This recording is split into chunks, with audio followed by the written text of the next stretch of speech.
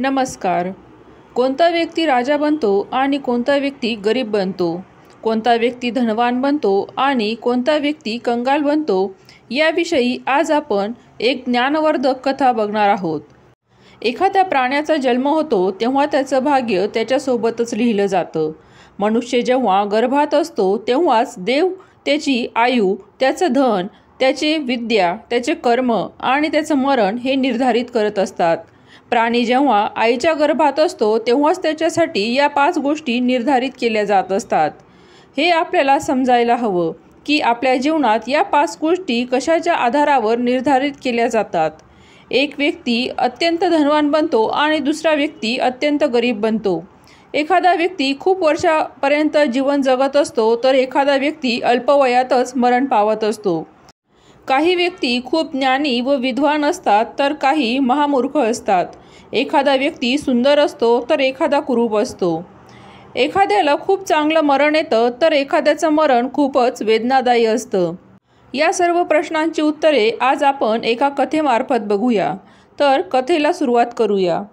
तत्पूर्वी चॅनलवर नवीन असाल तर सबस्क्राईब जरूर करा. प्राचीन काळातील गोष्ट. उज्जैन नगरीमध्ये राजा भोज राज्य करत होता. राजा भोज हा खूपच दानशूर स्वभावाचा राजा होता. त्याच्या राज्यामध्ये प्रजा खूपच आनंदाने राहत होती. राजा भोजची न्यायप्रणाली इतकी प्रभावी होती की जो कोणी त्याच्या दरबारात न्याय मागण्यासाठी जायचा त्याला अवश्य न्याय मिळायचा. राजा भोजच्या न्यायव्यवस्थेची चर्चा दूरदूरपर्यंत पसरलेली होती. एका दिवसाची गोष्ट आहे. त्याच नगरामध्ये एक शेतकरी राहत होता. त्याने त्याच्या शेतामध्ये वेगवेगळ्या प्रकारचे पीक लावले होते. त्याच्या पूर्ण शेतामध्ये खूप चांगल्या प्रकारचे पीक आलं होतं. परंतु शेताच्या मध्यभागी थोड्याशा भागात पीक आलेलं नव्हतं. तेव्हा शेतकऱ्याने विचार केला की इथे तर पीक आलं नाही, मग या ठिकाणी शेताची रखवाली करण्यासाठी बांबू बांधून एक उंच असा मचाण तयार करावा. ज्या मचाणावर बसून मी माझ्या सर्व शेतावर लक्ष ठेवू शकेल. शेतकऱ्याने तसंच केलं. बांबू बांधून तिथे एक उंच असं मचाण तयार केलं. आता शेतकरी शेताची रखवाली करण्यासाठी त्या उंच मचाणावर चढायचा. जसा शेतकरी त्या उंच मचाणावर चढायचा आणि आवाज द्यायचा तेव्हा त्या जागेच्या प्रभावामुळे त्याच्या तोंडातून शब्द निघायचे की अरे इथे कोणी आहे का जो राजा भोजला पकडून आणेल आणि त्याला शिक्षा देईल, राजा भोजकडून माझे राज्य परत मिळवून देईल.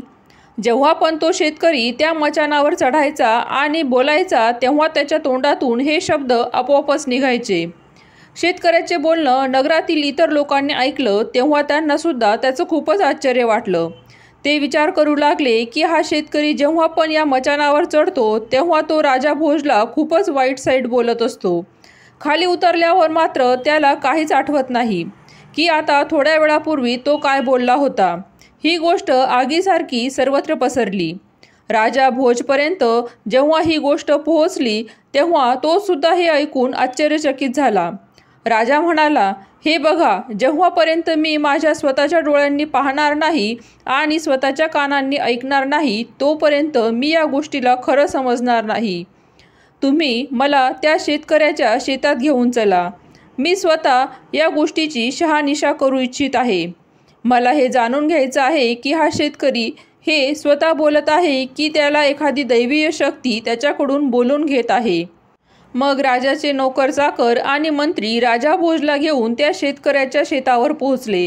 तेव्हा त्यांनी पाहिलं की शेतकरी आधी तर पूर्णपणे साधारण होता, परंतु जसा तो मचाणावर चढला तेव्हा एकदमच रागाने म्हणाला, अरे कोणीतरी जा आणि त्या राजा भोजला बंदी बनवून घेऊन या आणि त्याच्याकडून माझं राज्य सिंहासन परत मिळवा.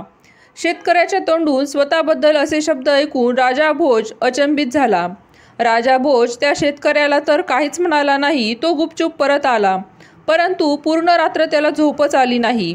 तो फक्त त्याच गोष्टीचा विचार करू लागला.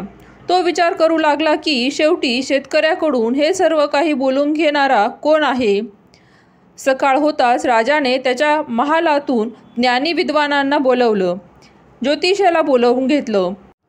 त्यांना विचारलं की शेतकरी त्याच्या मचाणावर चढल्यावर असं का बोलत आहे.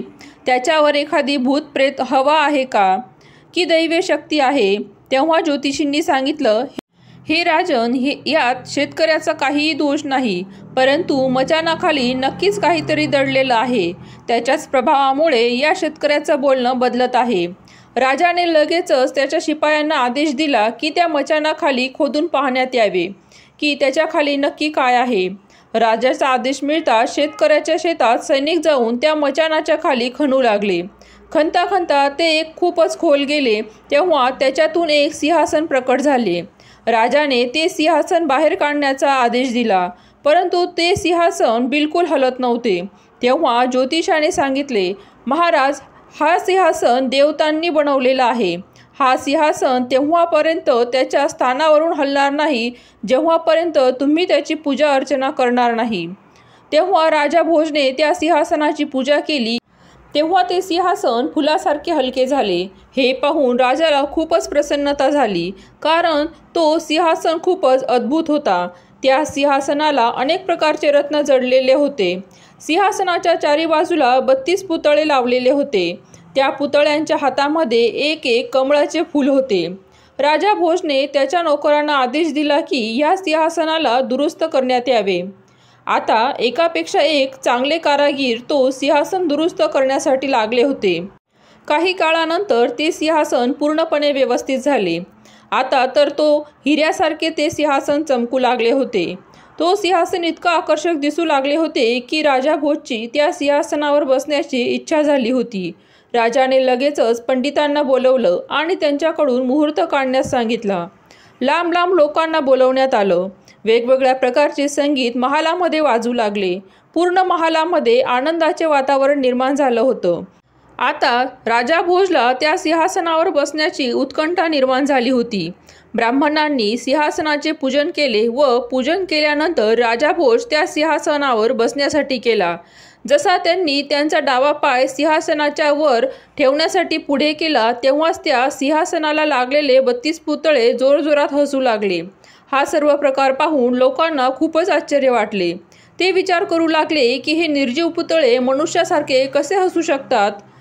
पुतळ्यांना हसताना पाहून राजाने त्याचा पाय मागे घेतला आणि तो त्या पुतळ्यांना विचारू लागला, हे पुतळ्यांनो, तुमच्या हसण्याचं कारण काय आहे आणि तुम्ही या वेळेला का हसत आहात जेव्हा मी सिंहासनावर बसण्यासाठी जात आहे. तेव्हा त्या 32 पुतळ्यांपैकी एक पुतळा म्हणाला, जिचं नाव रत्नमंजिरी होतं, हे राजन, मी मानते की तुम्ही खूपच तेजस्वी धर्मात्मा राजा आहात, परंतु या सर्व गुणांचा तुम्हाला अभिमान आहे. परंतु हा सिंहासन त्या धर्मात्मा वीर विक्रमादित्य महाराजांचा आहे, ज्यांच्यामध्ये सर्व गुण होते, परंतु त्यांना केसभर सुद्धा अभिमान नव्हता. ते खूप ज्ञानी प्रतापी असल्यासोबतच खूपच विनम्र होते.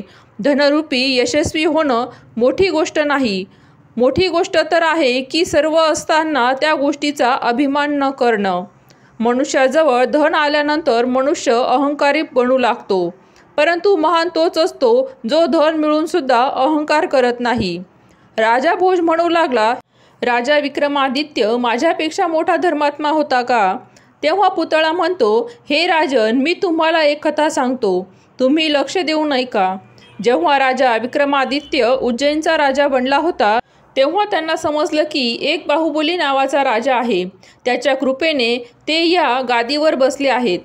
पंडित लोकांनी राजा विक्रमादित्यला सांगितले, हे महाराज, तसं तर तुम्हाला सर्व जग ओळखतं, परंतु तुमचे राज्य तेव्हाच यशस्वी होईल जेव्हा राजा बाहुबली तुमचा राजतिलक करतील.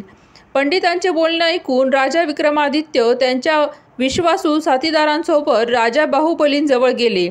राजा बाहुबलींनी पाहिले की राजा विक्रमादित्य त्यांना भेटण्यासाठी आले आहेत. तेव्हा त्यांनी राजा विक्रमादित्यला खूप चांगल्या प्रकारे त्यांचे स्वागत केले. 2-3 दिवस राजा विक्रमादित्य व राजा बाहुबली जवळ थांबले.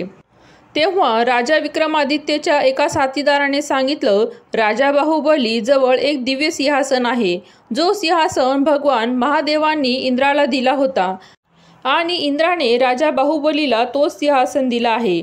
त्या सिंहासनामध्ये एक अशी खास गोष्ट आहे, त्याच्यावर बसणारा 7 द्वीपांचा आणि 9 खंडांचा राजा बनतो. जेव्हा तुम्ही राजा बाहुबलीकडून निरोप घेण्यासाठी जाल तेव्हा तुम्ही त्याच्याकडे ते सिंहासन मागा. तेव्हा साथीदाराचं बोलणं ऐकून राजा विक्रमादित्यने राजा बाहुबलीकडे ते सिंहासन मागितले. राजा बाहुबलीने सुद्धा वचनामध्ये अडकलेले होते, म्हणूनच त्यांना तो सिंहासन राजा विक्रमादित्यला द्यावा लागला. राजा बाहुबलीने राजा विक्रमादित्यला त्या सिंहासनावर बसून त्यांचा राजतिलक केला होता. विक्रमादित्यने त्या सिंहासनावर बसून वेगवेगळ्या प्रकारचे यज्ञ केले, खूप सारे दानधर्म केले. 1.25 लाख गायींचे त्यांनी दान केले. गरीब निर्धन लोकांना सुद्धा त्यांचा उद्धार केला. रत्नमंजिरी पुतळीने राजा भोजला म्हटलं, महाराज, जर तुम्ही राजा विक्रमादित्यसारखे कर्म केले असतील आणि कधीही कोणत्याही गोष्टीचा अहंकार केला नसेल तरच तुम्ही या सिंहासनावर बसा. त्या पुतळ्यांचे बोलणे ऐकता ऐकता पूर्ण दिवस निघून गेला. राजा भोज त्या सिंहासनावर बसू शकले नाही. मग राजा भोजने विचार केला की मी जेव्हापर्यंत या सिंहासनावर बसण्यायोग्य कार्य करत नाही तेव्हापर्यंत मी या सिंहासनावर बसणार नाही. आणि त्या दिवसापासून राजा भोज सत्कर्मामध्ये व्यतीत राहू लागला व त्या सिंहासनावर बसण्यायोग्य कार्य करू लागला. ज्या लोकांनी त्यांच्या जन्मामध्ये खूप सारे शुभ कार्य केले असतील, गरीब लोकांची मदत केली असेल, खूप सारे दानधर्म केले असतील, विधाता अशा लोकांना राजा बनवून पाठवतो. ज्या लोकांनी गरिबांचे धन हडप केले आहे, गरिबांना कधी सहायता केली नाही, देव अशा लोकांना गरीब बनवून पाठवत असतो.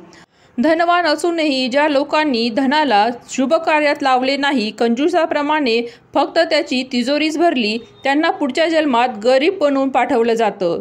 पूर्वजन्मात केलेले कर्म फळांमुळेच मनुष्याला त्या जन्मात श्रीमंत किंवा गरीब बनवलं जातं. धनसंपत्तीचा अहंकार करणाऱ्याला देव पुढच्या जन्मात निर्धन कुरूप बनवून पाठवतो. आशा आहे व्हिडिओमधील कथा तुम्हाला आवडली असेल तर लाईक करा, शेअर करा, सबस्क्राईब करा. धन्यवाद.